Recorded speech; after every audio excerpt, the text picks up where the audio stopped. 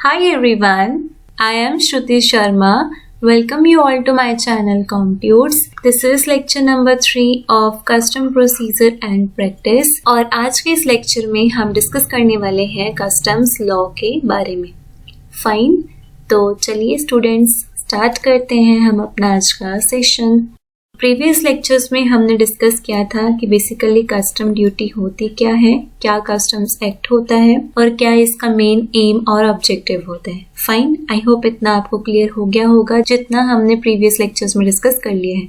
ठीक है, एक बात आपने ध्यान रखनी है, लास्ट लेक्चर में मुझसे एक मिस्टेक हो गई थी कि जो कस्टम्स एक्ट की जो एपेक्स बॉडी है वो अब central board of indirect taxes and customs है। पहले मैंने आपको बताया था कि वो central board of excise and customs है, क्योंकि पहले वो CBEC थी बट अब वो चेंज हो गई है। अब कौन सी एपेक्स बॉडी है? Central board of indirect taxes and customs है, सेम ही, बस नेम चेंज हो गए हैं। एक्साइज की जगह इनडायरेक्ट टैक्स आ गए हैं। ठीक है, तो आप सब इसको करेक्ट कर लेना कि जो कस्टम्स का जो एपेक्स बॉडी है वो कौन सी है? CBIC, that is central board of indirect taxes and customs. ठीक है, अब हम स्टार्ट करते हैं अपना आज का सेशन। सबसे पहले हम समझेंगे कॉन्स्टिट्यूशनल प्रोविजंस के बारे में। अब देखो कॉन्स्टिट्यूशनल प्रोविजंस क्या होता है, जिसमें बताया जाता है कि जो भी इंडिया में एक्ट्स हैं, जो भी रूल्स एंड रेगुलेशंस हैं, वो कैसे और कौन कौन फॉर्मुलेट करता है। क्लियर? अब देखो 7th शेड्यूल में ना आपको 3 लिस्टों के बारे में बताया गया है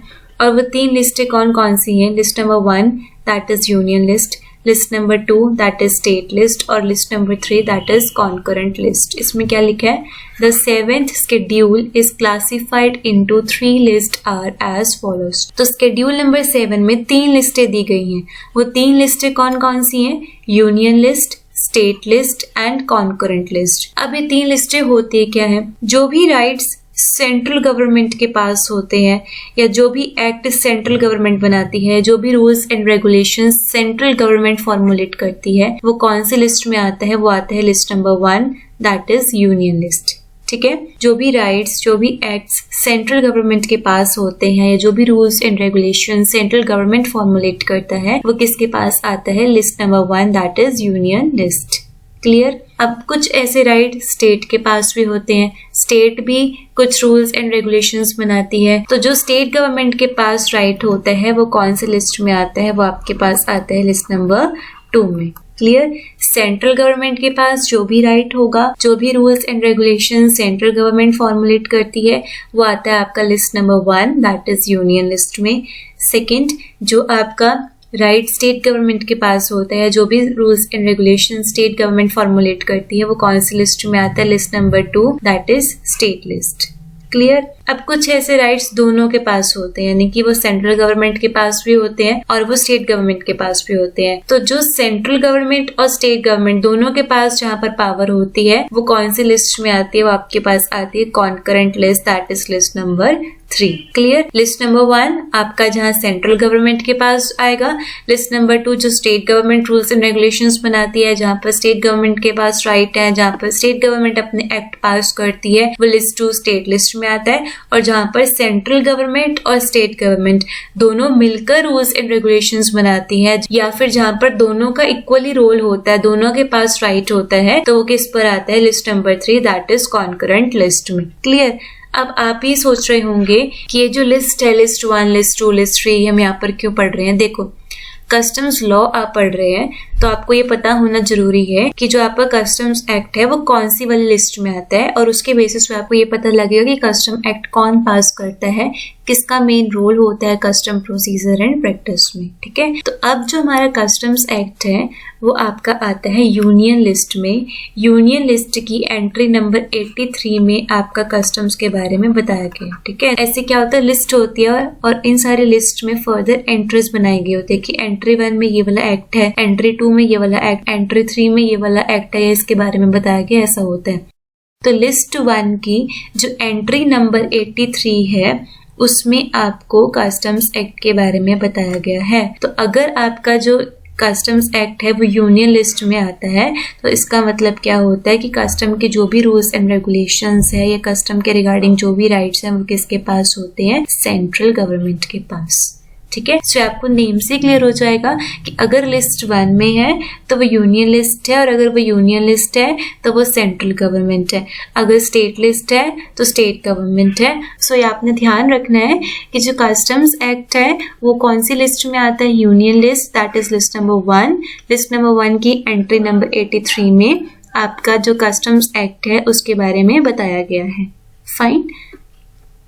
अब नेक्स्ट आते हैं ओवरव्यू ऑफ कस्टम्स लॉ। जो कस्टम्स एक्ट है वो होल ऑफ इंडिया में एप्लीकेबल होता है। The customs act 1962 extends to the whole of India and save as otherwise provided in this act it applies also to any offence or contravention thereunder committed outside India by any person. अब इसे ध्यान से समझना। First line आपको समझ में आ गई कि जो कस्टम्स एक्ट 1962 है that extends to the whole of India. इसका मतलब क्या है कि जो कस्टम्स एक्ट है वो ऑल ओवर इंडिया में एप्लीकेबल होता है, ठीक है, और इंडिया के साथ साथ ही आउटसाइड इंडिया में भी एप्लीकेबल होता है। अब आप ही सोच रहे होंगे कि एक्ट ये इंडिया का है, इंडिया की गवर्नमेंट इसको रेगुलेट करती है या इंडिया की गवर्नमेंट इसके लिए राइट्स एंड रेगुलेशंस फॉर्मुलेट करती है, तो ये इंडिया के बाहर कैसे एप्लीकेबल हो सकते हैं। देखो, कस्टम में बेसिकली हम किसके बारे में पढ़ रहे हैं, इम्पोर्ट एंड एक्सपोर्ट के बारे में, ठीक है। या तो आप बाहर से सामान मंगवाएंगे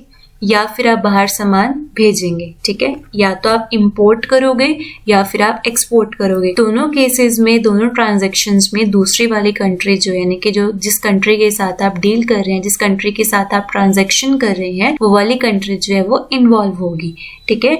तो इस करके जो हमारी सेंट्रल गवर्नमेंट है उन्होंने कहा कि अगर कोई भी ऑफेंस या कोई भी कॉन्ट्रावेंशन कमिट होता है इंडिया के बाहर बाय एनी अदर पर्सन, तो वहां पर भी जो हमारा कस्टम्स लॉ है वो एप्लीकेबल होगा। क्लियर?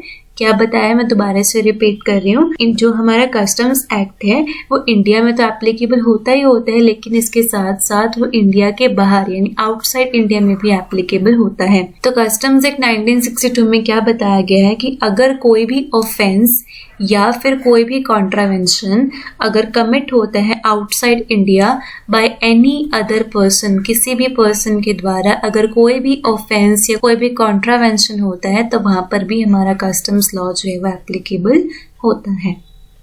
फाइन, इतना क्लियर हुआ। उसके बाद कस्टम्स एक्ट हमें क्यों बनाने की नीड पड़ी, क्या कस्टम्स लॉ में बताया गया है। कस्टम्स एक्ट या कस्टम लॉ बेसिकली इसलिए पास किया गया है ताकि जितना भी इंपोर्ट और एक्सपोर्ट हो रहा है उसको रेगुलेट किया जा सके, उस पर चेक ऑन किया जा सके कितना इंपोर्ट हो रहा है, कितना एक्सपोर्ट हो रहा है, और किसी भी तरीके का इलीगल एक्टिविटी तो नहीं हो रहा। क्लियर? उसके बाद सेकंड है to protect Indian industry from dumping. कई बार क्या होता है, जब आपको किसी दूसरी कंट्री से जो सामान है वो बहुत सस्ते में मिलता है कंपैरेटिव टू अपनी कंट्री के, तो हम लोग क्या करते हैं, उसे बाहर से ज्यादा इंपोर्ट करना स्टार्ट कर देते हैं। जैसे चाइना में जो सामान है वो बहुत ज्यादा सस्ता मिलता है, जो भी जैसे टॉयज वगैरह होते हैं, स्टेशनरी का सामान होता है, छोटी मोटी जितनी भी चीजें होती हैं, चाइना में वो बहुत चीपेस्ट रेट पे अवेलेबल होती है। तो मोस्ट ऑफ द कंट्रीज क्या करती हैं, जितना भी ऐसा वाला सामान होता है वो चाइना से मंगवाती हैं और अपनी कंट्री में से ज्यादा रेट पर सेल करती है। इससे क्या होता है, जो हमारी डोमेस्टिक मार्केट है उस पर इस चीज का बैड इम्पैक्ट पड़ता है, ठीक है। तो इंडियन इंडस्ट्री को प्रोटेक्ट करने के लिए कस्टम्स एक्ट को पास किया गया है। फाइन, पहले सबसे फर्स्ट पॉइंट क्या है, to regulate imports and exports. In second क्या है, to protect Indian industry from dumping.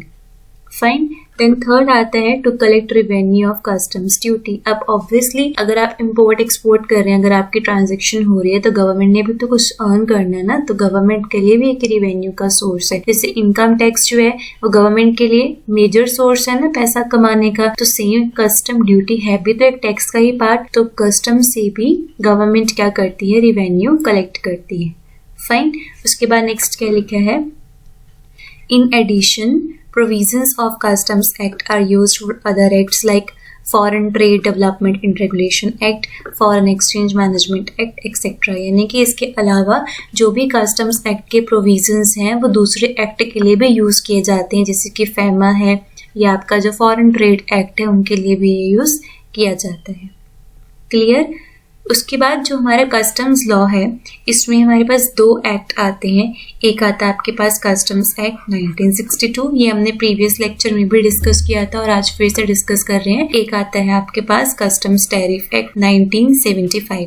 सो ये आपने ध्यान रखना है कि कस्टम में आपके 2 ही एक्ट हैं और ये ही 2 एक्ट जो हैं वो सबसे ज्यादा इंपॉर्टेंट है। Number 1 customs act 1962 and number 2 customs tariff act 1975। So customs act 1962 जो है वो एक तरीके से मेन और एक आपका सबसे इम्पॉर्टेंट एक्ट है। कस्टम्स एक्ट में बेसिकली क्या बताया गया है कि इंपोर्ट और एक्सपोर्ट में जो भी हम ड्यूटी लगा रहे हैं वो कैसे लिवाई होगा और कैसे वहां से अपना ड्यूटी को कलेक्ट करना है। सेकंड इसमें बताया गया है इंपोर्ट एक्सपोर्ट प्रोसीजर्स के बारे में, then prohibitions on importation and exportation of goods, उसके बाद पेनल्टीज और ऑफेंसेस। ये जितने भी इसमें हम पढ़ रहे हैं ना, ये सारे के सारे आगे आपके फर्दर चैप्टर्स हैं। बेसिकली इसमें 17 चैप्टर्स आते हैं इसमें जो हम आगे डिस्कस करेंगे। तो बीकॉम के पॉइंट ऑफ व्यू से आपको इतना ज़्यादा डिटेल में पढ़ने की नीड नहीं है। तो जितना बीकॉम के लिए इम्पोर्टेंट है, जितना पेपर में आता है, मैं आपको सिर्फ उतना ही अच्छे से करवाऊंगी ताकि आपका जो फाइनल एग्जाम है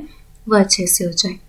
ठीक है। सो पहला कस्टम्स एक्ट 1962 ये एक मेन एक्ट है और इसमें क्या क्या बताया गया है कि किस तरीके से Levi and collection of duty होगा, इंपोर्ट एक्सपोर्ट प्रोसीजर्स के बारे में बताया गया है और प्रोहिबिशंस ऑन इंपोर्टेशन। इसका मतलब क्या होता है कि हम सारी चीजें नहीं इंपोर्ट कर सकते हैं। कुछ ऐसी कमोडिटीज होती हैं, कुछ ऐसी गुड्स होती हैं जो प्रोहिबिटेड होती हैं, मतलब जिनको हम अपनी कंट्री में नहीं मंगवा सकते बिना किसी लाइसेंस के। ठीक है। सेम आपका prohibition on exportation of goods and then is penalties and offences. ये सारा आपका कस्टम्स एक्ट 1962 में आता है, जिसको हम आगे बहुत डिटेल में चैप्टर वाइज पढ़ेंगे। फाइन। उसके बाद जो नेक्स्ट आता है कस्टम्स टैरिफ एक्ट 1975। इसमें आपके 2 शेड्यूल्स आते हैं।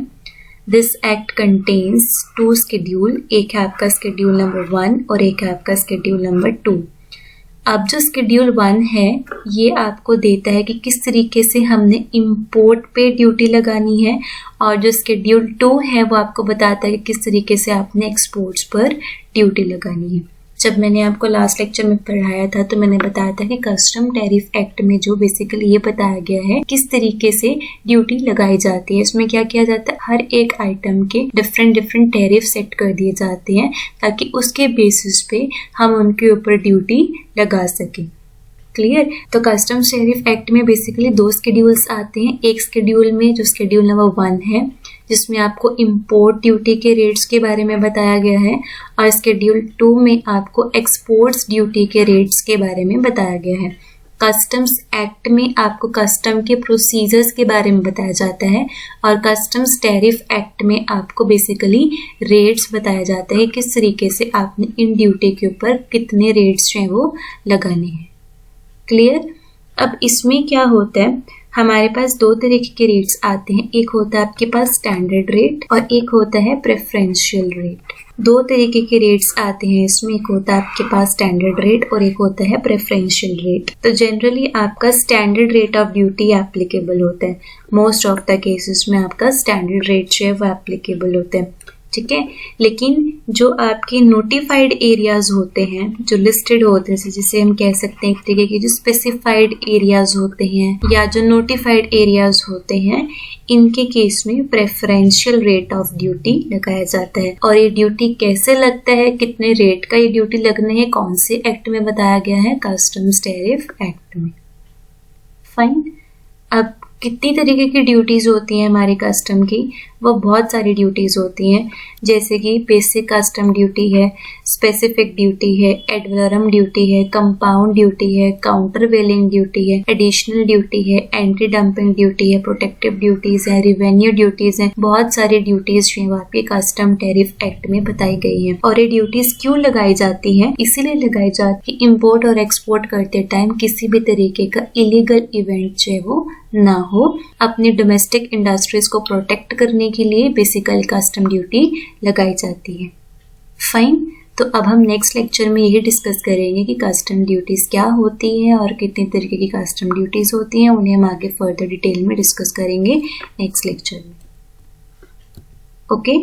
So students, this is all about today's session. I hope जितना भी हमने आज वाले लेक्चर में डिस्कस किया है, that is constitutional provisions, overview of customs law, ये आपको अच्छे से क्लियर हो गया होगा. And still if you have any doubt or any query, you can ask your doubts or your queries in the comment section box below. And last में students, if this lecture is helpful for all of you, then please do share your valuable feedback in the comment section, as your feedback really matters me a lot. And also do share these lectures and my channel with your friends and your classmates too, as your small effort of sharing the feedback, liking the video and subscribing to my channel really matters me a lot. Thank you, bye bye, take care and have a great day ahead.